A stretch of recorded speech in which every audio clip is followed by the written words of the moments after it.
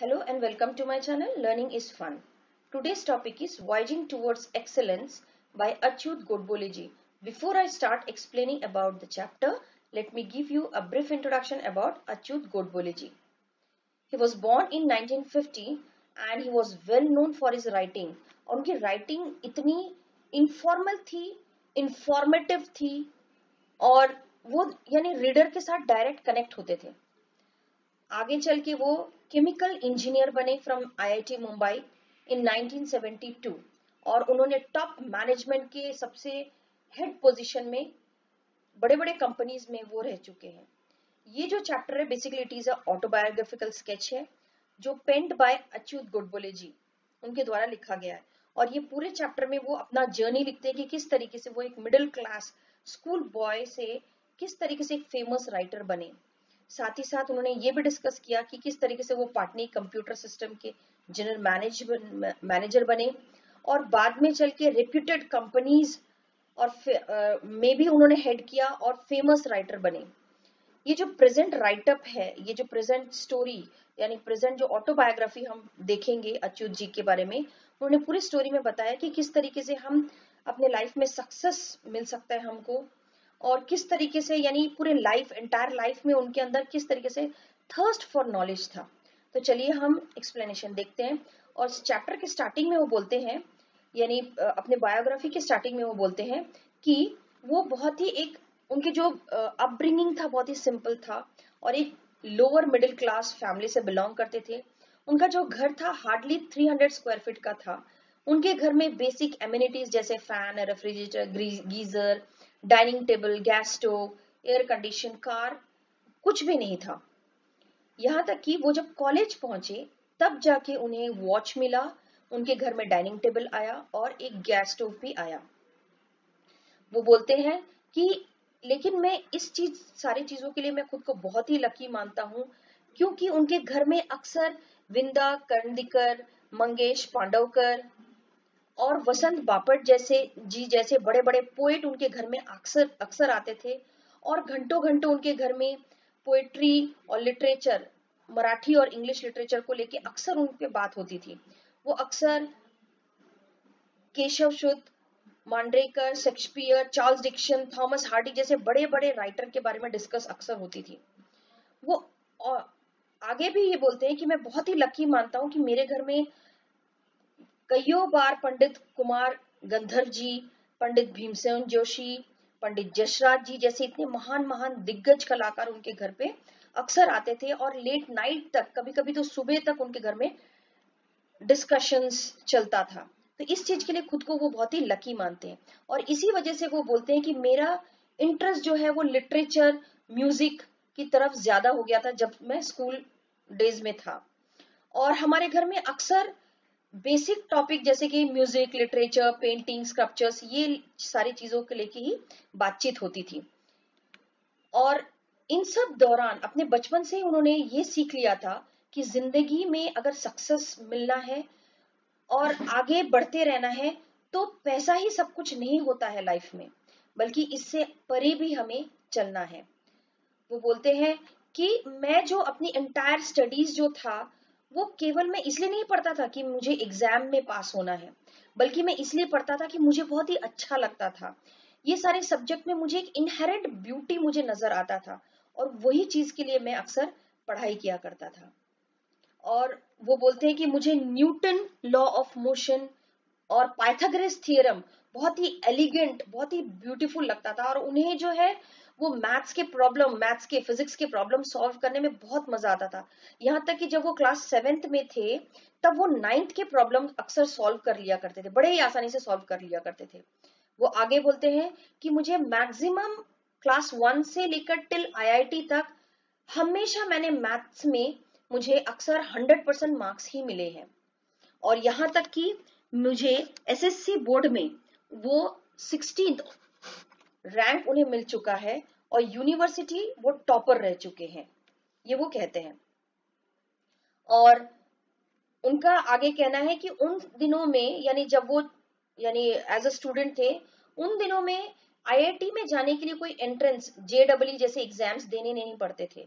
उस समय जो यूनिवर्सिटी के टॉपर होते थे उन्हें ऑटोमेटिकली वहां पे एडमिशन मिल गया रहता था। इसीलिए उन्हें जो है एंट्रेंस एग्जाम के लिए स्ट्रगल नहीं करना पड़ा। आईआईटी में आने के लिए कोई भी एंट्रेंस एग्जाम देना नहीं पड़ा, उनका डायरेक्ट एडमिशन हो गया। और वो बहुत ही खुश थे कि उनका आईआईटी में एग्जाम एंट्रेंस उनको मिल गया। लेकिन उनकी जो ये खुशी थी बहुत ही शॉर्ट लिव थी, कम समय के लिए था। क्यों? कारण वो बोलते हैं कि जब वो आईआईटी पहुंचे तो उन्होंने क्या देखा कि वहां पे मैक्सिमम स्टूडेंट्स और प्रोफेसर्स जो थे वो अक्सर इंग्लिश में आपस में बात किया करते थे, और ये खुद को बहुत ही अकेला फील करते थे क्योंकि इनकी जो इंग्लिश थी बहुत ही पुअर थी, क्योंकि इनका जो एंटायर एजुकेशन था वो मराठी में था और इनका स्पोकन इंग्लिश बहुत ही पैथेटिक था। वो आगे कहते हैं कि मेरा जो पैथेटिक होने के रीजन बहुत सारे थे, क्योंकि मेरी जो वोकैबुलरी थी, इंग्लिश वोकैबुलरी बहुत ही वीक थी, मेरा प्रोनाउंसिएशन भी उतना अप्रोप्रिएट नहीं था, बहुत ही टेरेबल था। और मेरा टेरेबल इसलिए भी था क्योंकि मेरा जो इंग्लिश का जो सेंटेंस कंस्ट्रक्शन था वो बहुत ही ऑकवर्ड था। मैं बिल्कुल भी इंग्लिश के जो कंस्ट्रक्शन थे वो अच्छे से मैं कर नहीं पाता था।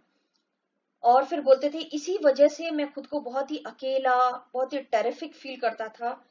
इतने बड़े भीड़ भाड़ में भी मैं खुद को अकेला फील करता था, और उनके अंदर धीरे धीरे इंफीरियरिटी कॉम्प्लेक्स जो है वो जनरेट होने लगी। और बीच बीच में उन्हें ऐसा लगता था कि मैं ये सारी चीजें छोड़कर जो है मैं मुंबई छोड़ के मैं वापस अपने गांव की ओर चले जाऊं, आईआईटी छोड़ दूं। उन्हें उनके मन में ये ख्याल आता था। एक बार की बात है, वो आईआईटी के कैंटीन में बैठे हुए थे, मेस में बैठे हुए थे, तो उनके सामने जो है एक सीनियर आए उनके सामने में, और वो जो था he was a convent educated guy with Fairlie sophisticated English. और वो उनके सामने आके उनसे तरह तरह के क्वेश्चंस, अलग अलग तरह के क्वेश्चंस इंग्लिश में पूछने लगे। और ये सब दिखा के ऐसा लग रहा था कि जस्ट एज ऑफ कि वो उनसे इंफॉर्मेशन गैदर नहीं कर रहे बल्कि उनका लेग पुलिंग कर रहे हैं, उनका मजाक उड़ा रहे हैं। तो लेकिन क्योंकि इनकी इंग्लिश इतनी अच्छी नहीं थी तो खुद के ऊपर कॉन्फिडेंट नहीं था, तो उन्होंने कुछ नहीं बोला, वहां से वो चुपचाप उठ के आ गए। लेकिन अंदर ही अंदर वो बहुत ही खुद को इंसल्ट फील कर रहे थे, ह्यूमिलेटेड फील कर रहे थे। और इसी वजह से जो है वो खुद को बहुत ही टुकड़ों में बटा हुआ फील कर रहे थे। और उनको ऐसा लगा कि मुझे ये सारी चीजें छोड़ के मुझे वापस सोलापुर चले जाना चाहिए था।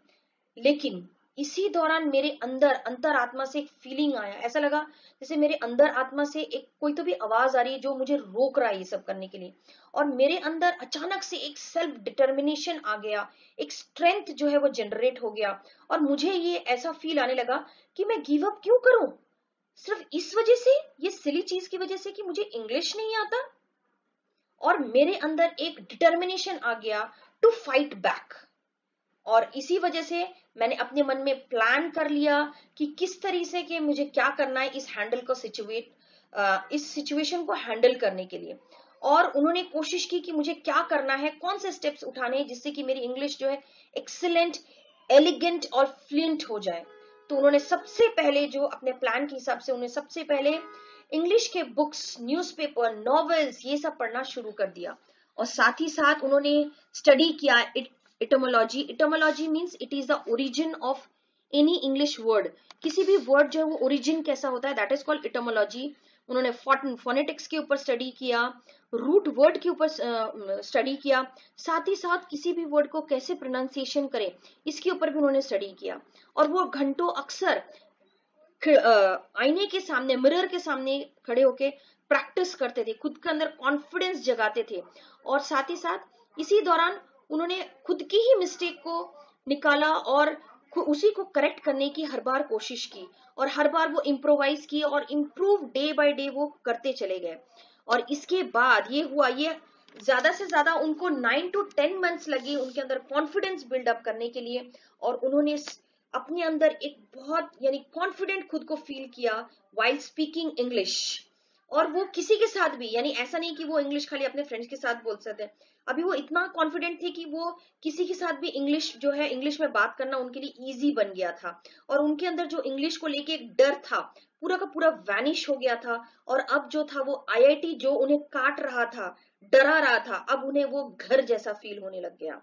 और फर्स्ट और सेकेंड ईयर तो उनका कैसे किसी तरीके से निकल गया। लेकिन जब वो थर्ड ईयर में थे उन्हें बहुत बड़े बड़े एक्सट्रीमली यानी 15 to 20 extremely brilliant student, researcher, professor, इनके साथ इनका बहुत अच्छा कांटेक्ट हो गया था, जो कि आईआईटी, टीआईएफआर, बीएआरसी, यहाँ से इन लोग बिलोंग करते थे।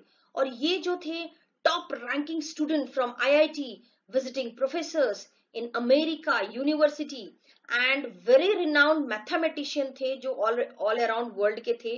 इनके साथ इनकी बहुत अच्छी कांटेक्ट हो गई थी, एक फ्रेंड सर्कल सा बन गया था। और इन्होंने देखा कि ये जो ग्रुप था, इन्हें बेसिकली सारे सब्जेक्ट में बहुत ही इंटरेस्ट था, चाहे वो साइंस एंड टेक्नोलॉजी हो, सोशियोलॉजी हो, साइकोलॉजी हो, इकोनॉमिक्स हो, फिलोसॉफी हो, एंथ्रोपोलॉजी हो, आर्कियोलॉजी हो, पॉलिटिकल साइंस हो, कोई भी हो, इन्हें ये ग्रुप को जो है सारे सब्जेक्ट में इंटरेस्ट था, चाहे वो किसी भी ब्रांच से बिलोंग करते हैं। साथ ही साथ इन्हें म्यूजिक, लिटरेचर, पेंटिंग सब में इंटरेस्ट था। ऐसा लगता था कि ये जो है सी ऑफ नॉलेज के सामने में ये बैठे हैं। ये जब भी इनसे मिलते थे, इनको ऐसा लगता था they are the sea of knowledge, और इनसे इन्होंने बहुत कुछ सीखा। ये आगे और इनके अकॉर्डिंग वो सोचते थे, और इन्होंने अपने मन में एक चीज डेवलप भी कर लिया था। ये इनकी सोच थी कि आईआईटी जैसे एग्जाम पास करने से भी ज्यादा इंपॉर्टेंट है लाइफ के एग्जाम को पास करना, क्योंकि ये तो बहुत ही डिफिकल्ट है कि हर एक सब्जेक्ट में आप मास्टर्स हो जाओ, आप एक्सपर्ट हो जाओ, लेकिन ये बहुत ही जरूरी है। ये बेसिक प्रिंसिपल होता है कि हर एक सब्जेक्ट का एक बेसिक अंडरस्टैंडिंग आपके अंदर हो, बेसिक प्रिंसिपल आपको पता चले। तो यही चीज अच्युत जी ने ये अपने अंदर वो इन्होंने डेवलप किया जब ये ऐसे फ्रेंड के साथ कांटेक्ट में ये आए। ये आगे कहते हैं कि इसी तरीके से मेरा 32 इयर्स, टोटल 32 इयर्स इंफॉर्मेशन और टेक्नोलॉजी फील्ड में गुजरा एज अ चीफ एग्जीक्यूटिव, और कभी मैनेजिंग डायरेक्टर, कभी head of the software company with thousands of software engineers world wide. इनके अंडर में थाउजेंड्स ऑफ सॉफ्टवेयर इंजीनियर थे पूरे वर्ल्ड में। और इसी पीरियड के दौरान उन्होंने बहुत सारे प्रेजेंटेशन, निगोशिएशन किया कॉन्ट्रैक्ट्स को लेके विद बड़े बड़े CEOs, directors of VPs in US बोलिए, यूके बोलिए, ऑस्ट्रेलिया बोलिए। और ये हर बार इनको बड़ा ही इजीली, ये विद क्वाइट ईज वे में इन्होंने अपना प्रेजेंटेशन दिया। और मुझे वो कहते हैं कि ये सब मैं इसलिए कर पाया क्योंकि मैंने आईआईटी में जो मैंने एफर्ट लिया था खुद के अंदर कॉन्फिडेंस डेवलप करने के लिए, इंग्लिश सीखने के लिए, शायद वही था जिसकी वजह से आज मैं millions of dollar world wide में कॉन्ट्रैक्ट साइन कर रहा हूं, और ग्लोबल इतने बड़े बड़े ग्लोबल सॉफ्टवेयर कंपनीज को मैं चला रहा हूं। आगे चल के वो कहते हैं कि अपने लाइफ में जहां मिस्टर नारायण मूर्ति पाटनी में जहां थे, बाद में वो जो पाटनी छोड़ के इन्फोसिस चले गए, उसके बाद इन्होंने यानी अच्युत जी ने सेम वही पोजीशन उन्होंने ऑक्यूपाई किया, और फिर उन्होंने उसको चेयर भी किया, ये कहते हैं। और इसी दौरान उन्होंने बहुत सारा जगह ट्रैवल किया, जैसे यूएस हो गया, यूरोप, जापान, ऑस्ट्रेलिया, और इन्होंने बहुत numerous of great thinker and management गुरु से भी इस दौरान इनकी मुलाकात हुई, और जिसकी वजह से इन्होंने अपने लाइफ में बहुत कुछ सीखा। वो आगे कहते हैं कि इन वजह से, इन सब अच्छे अच्छे और बड़े बड़े लोगों की वजह से मैंने अपने लाइफ में बहुत कुछ सीखा, किस तरीके से बड़े बड़े कंपनीज को चलाना चाहिए, ये मैंने सीखा। और मेरी जो कुछ लाइफ की जो लर्निंग है वो मैं आज आपके साथ शेयर करना चाहता हूँ। और वो लर्निंग है कि इस दुनिया में nothing is impossible without team work. पहला जो वो बोलते हैं कि अपने लाइफ में टीम वर्क होना बहुत ही जरूरी है, क्योंकि आप तब तक सक्सेसफुल नहीं हो सकते जब तक आप इगोइस्टिक हो। आप अकेले इस दुनिया में कुछ नहीं कर सकते। हम ह्यूमन जो है वो सोशल एनिमल है, तो हमें सोसाइटी के साथ, अपने फ्रेंड्स के साथ रह के ही हमें काम करना है। सेकेंडली वो कहते हैं कि अगर आप लीड कर रहे हैं तो आपको एज अ लीडर आपको एक गुड एग्जाम्पल दूसरों के सामने में सेट करना है, अपने स्टाफ के सामने में सेट करना है, तभी आप स्टाफ से वो चीज एक्सपेक्ट कर सकते हैं। थर्ड वो बोलते हैं कि हमेशा अपने सबॉर्डिनेट को, अपने कलीग को एज अ फ्रेंड ट्रीट करो। मैंने अपने करियर में बहुत अच्छे अच्छे काम किए, लेकिन बीच बीच में मुझसे कुछ छोटी छोटी मिस्टेक्स भी हो चुके हैं, तो लेकिन उन मिस्टेक से मैंने बहुत कुछ सीखा। मोटिवेशन को लेके, और साथ ही साथ मैंने ये भी सीखा कि किस तरीके से एक गुड लिसनर होना चाहिए, किस तरीके से हमें टारगेट सेट करना चाहिए। और इसके बाद उन्होंने नियर अबाउट 34 बुक्स इन मराठी में उन्होंने लिखा, साथ ही साथ इंग्लिश में भी लिखा। जैसे कि ऑटोबायोग्राफी उन्होंने लिखा, मुसाफिर के नाम से लिखा, बुक ऑन साइकोलॉजी मनत, साइंस में किमियागर, फिर अपने मैनेजमेंट के ऊपर बोर्ड रूम लिखा उन्होंने, इकोनॉमिक्स के ऊपर अर्थ लिखा, मैथमेटिक्स के ऊपर गणिती, इंडियन म्यूजिक के ऊपर बुक लिखा। इस तरीके से उन्होंने न्यूमरस बुक लिखा, इंग्लिश लिटरेचर के ऊपर, पेंटिंग के ऊपर, कैनवस जैसे कि वेस्टर्न फिल्म के ऊपर, वेस्टर्न म्यूजिक के ऊपर लिखा। साथ ही साथ उन्होंने बुक जैसे जीनियस सीरीज, रक्त, विटामिन बुक लिखे। अब वो कहते हैं कि अब वो एट लास्ट वो बोलते हैं कि आप ये सोच रहे होंगे कि मैं आपको अपनी स्टोरी क्यों सुना रहा हूं। वो बोलते हैं कि जब मैं पीछे मुड़ के देखता हूं, मैं ये फील करता हूं कि मैंने बहुत सारे अपने लाइफ में से बहुत सारे लेसन्स, बहुत सारे वैल्यूज लिखे जो मेरे अंदर चेरिश्ड है आज तक भी, जो मेरे अंदर अभी भी समाये हुए आज तक। वो चीज, कुछ चीजें जो मैं आपके साथ शेयर करना चाहता हूं, वो है थर्स्ट फॉर नॉलेज। हमेशा अपने आप को ये समझिए कि मुझे नहीं आता और मुझे और भी सीखना है, मुझे जितना भी आता है वो कम है। इस दुनिया में सीखने के लिए बहुत सारी चीजें हैं, और अपने अंदर क्यूरियोसिटी जगाइए, किसी भी चीज को जानने की इच्छा जगाइए। ह्यूमिलिटी मैंने सीखा, ह्यूमिलिटी यानी विनम्रता सीखा मैंने, humanity, rationality, equality, team work, quest for excellence, और हमेशा नेवर से डाई, हमेशा अपनी सोच को बड़ा रखो, तभी आपको बड़ी चीज अचीव कर सकते हैं। ये सारी चीजें मैं सीखा, और मैं चाहता हूं कि ये सारी चीज मैं आपके साथ भी शेयर करूं, जिससे कि बहुत तो नहीं, शायद कुछ में आपको मैं सिखा सकूं। और इसी के साथ ये हमारा चैप्टर यही कंप्लीट होता है। आई होप आपको ये चैप्टर समझ में आया होगा। अच्युत जी के बारे में स्ट्रगल, किस तरीके से वो इतने आगे तक बढ़े, ये चीज आपको समझ में आई होगी। So thanks for watching my video. Please like and share with your friends. Do comment in the comment section box. Subscribe my channel and press the bell icon for the notification of the new videos. See you in the next video. Okay, bye.